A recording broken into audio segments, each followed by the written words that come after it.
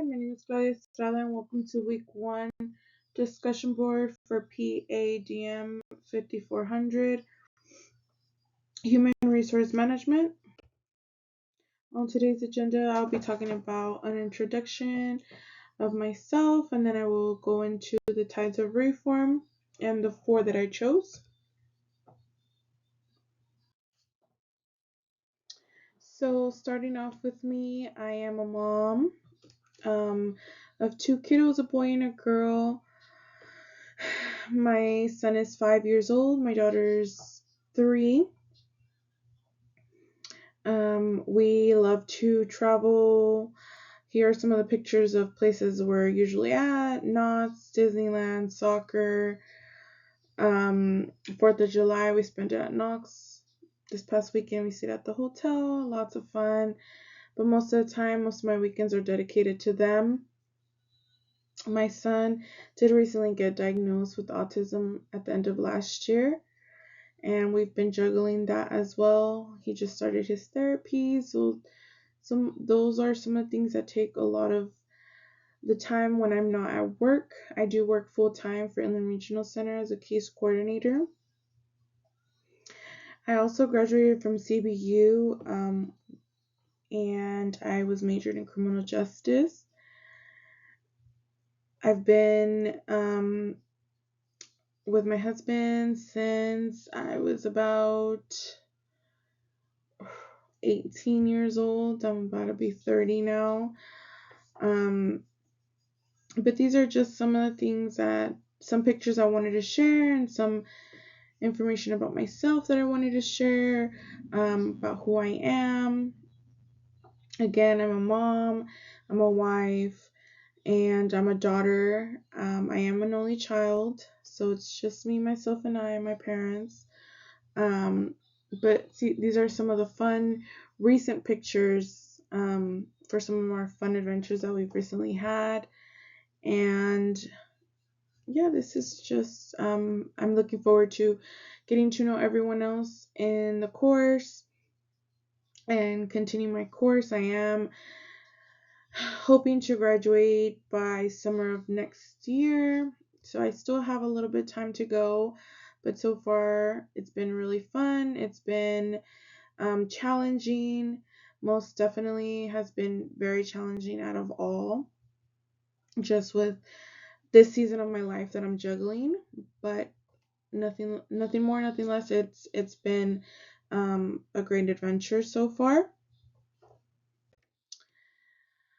Now I'll be going into types of reform. So for my first one, I chose scientific management. Scientific management seeks to increase efficiency and productivity by implementing standardized procedures, establishing clear hierarchies, and promoting merit-based practices. This philosophy emphasizes rules, routines, and the rational organization of work.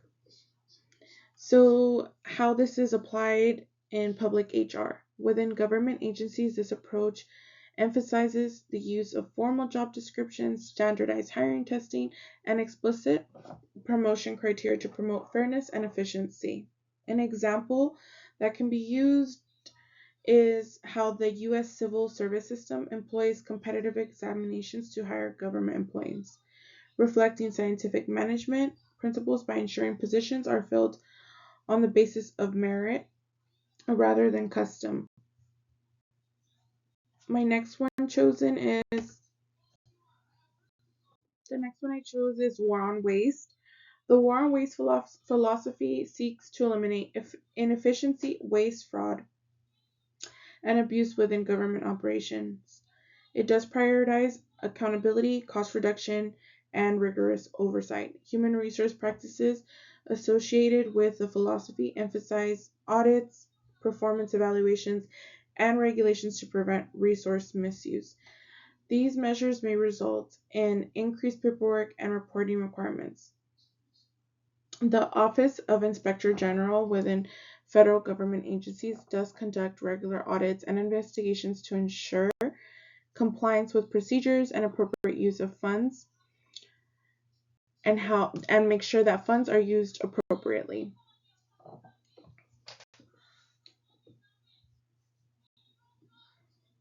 third one was watchful eye. The watchful eye reform emphasizes on transparency, ethical conduct, and the prevention of corruption through enhanced monitoring and disclosure. Its objective is to build public trust by making government actions visible and subject to scrutiny. How does this apply to public HR? The philosophy supports policies such as whistleblower protections, conflict of interest disclosures, and ethics trainings for employees.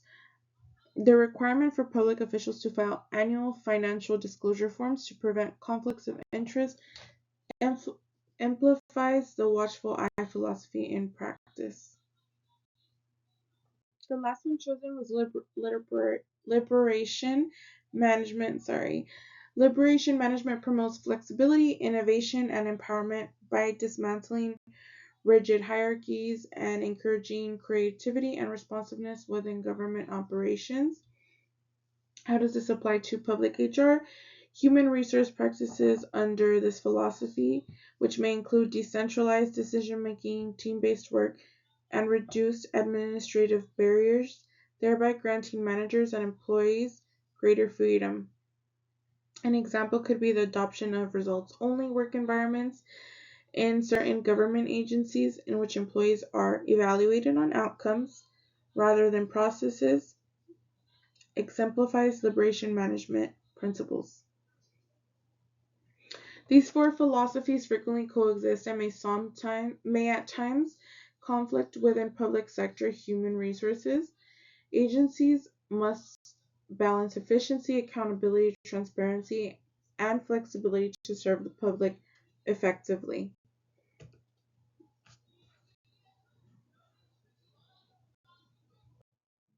In this page, I show my references, and in my last page, just thank you very much for listening to my discussion board for today. I hope you enjoyed and have a nice one.